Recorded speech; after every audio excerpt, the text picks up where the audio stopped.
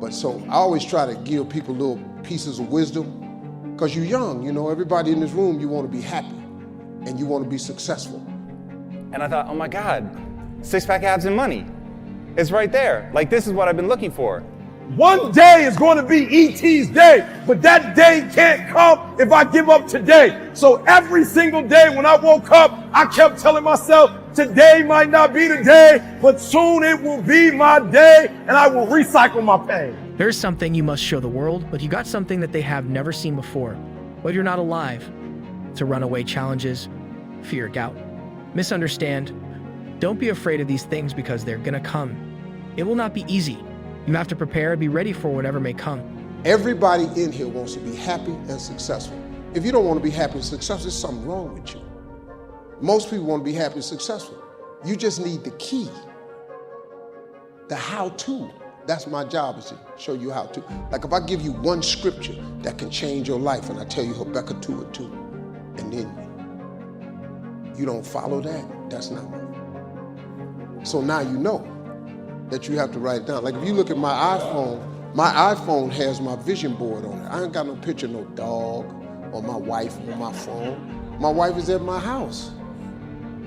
My wife she's somewhere, she's in Rwanda right now. Because I put stuff that I dream about on my iPhone. My vision is on. So every time my phone rings, I look at it, I think of my visions and dreams. Every time I pick up that phone, I should pick up that phone to make one of them dreams come true. When I open up my laptop, the same thing on the laptop.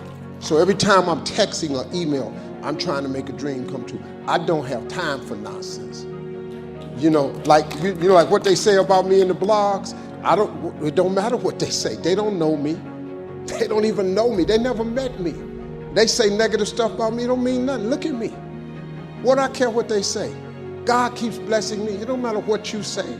You got to know who you are and whose you are. That's all you need to know. I know who I am and I know who I belong to. And that God of mine ain't gonna let nothing happen to me that I can't handle. This is when you must tap into your truths. Self. Let your faith build your truth.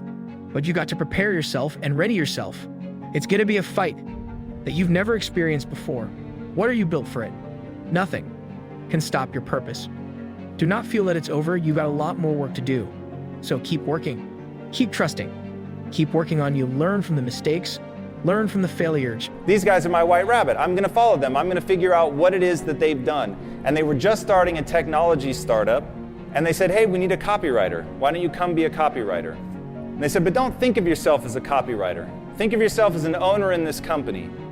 Help us overcome these problems. You can have any job you want within the company. You just have to become the right person for that job. And so I was just young enough and just dumb enough to believe them and take them at their word, and I went all in. And for the first time, I really got to show people that I was wildly ambitious and that I was willing to suffer. And we all have a superpower, and my superpower may be the willingness and ability to endure suffering. And I'm not necessarily saying that's always a good thing. And in fact, I want to introduce you to a quote which hopefully most of you know. And this is the positive side of suffering. This is a Nietzsche quote. What will you do with your pain? Will you let it break you or will you let it redefine you? I outlasted the pain. I just want you to do me a huge favor because this is a serious moment for me, and what makes this moment serious for me is that I'm sitting in a room of people who have the ability to make their dreams become a reality.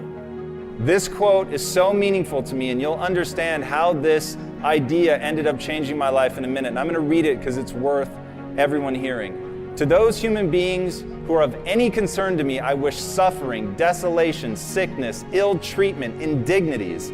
I wish that they should not remain unfamiliar with profound self-contempt, the torture of self-mistrust, the wretchedness of the vanquished. I have no pity for them, because I wish them the only thing that can prove today whether one is worth anything or not.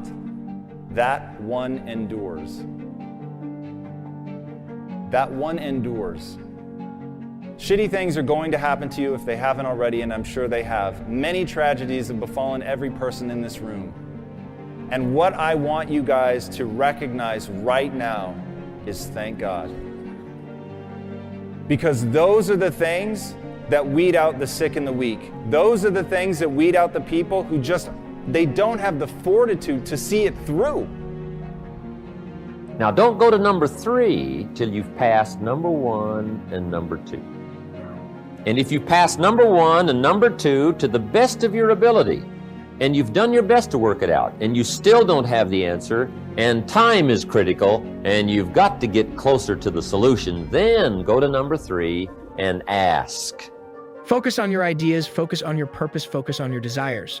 The times are tough for all of us, but we got to keep pushing forward. We must continue to fight the good fight. Do not feel that it's over. You got a lot more work to do. Leave all of the distractions alone. Leave the naysayers alone, because no matter how you look at it, those people that you feel that are against you, use it to your advantage. Let it be your fire. Let it be the ammunition you need to show them all that you've got, something that they have never seen before. But let me tell you what knowledgeable people are always willing to do. Answer questions if they get the sense you've done your best to figure it out beforehand. You can't believe this sense you get from people. If you say, I've done this, I've been through this, and I've read this, and I've done all this, and I still can't come up with the answer, could you help me? Almost anybody unique would say, of course, right? What is the question? Let me see if I can help you with it. If you've gone through this process.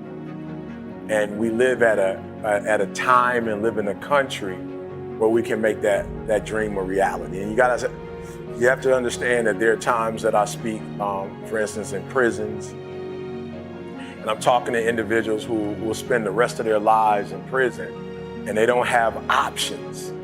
They don't have a lot of choice. That what I do when I come in is I provide a sense of hope, and I provide some inspiration, but I'm not able to help them to bring about the change that they want to see happen. And I'm so excited to be in this room because the words that I say in this moment can fuel the rest of your life, right? So I'm so excited. Like, for me, this isn't I won't ask you for anything over the next hour other than the things that are going to take you to the next level.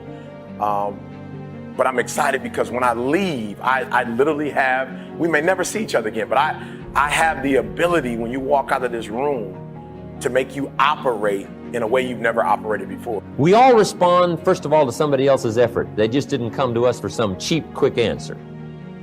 Okay.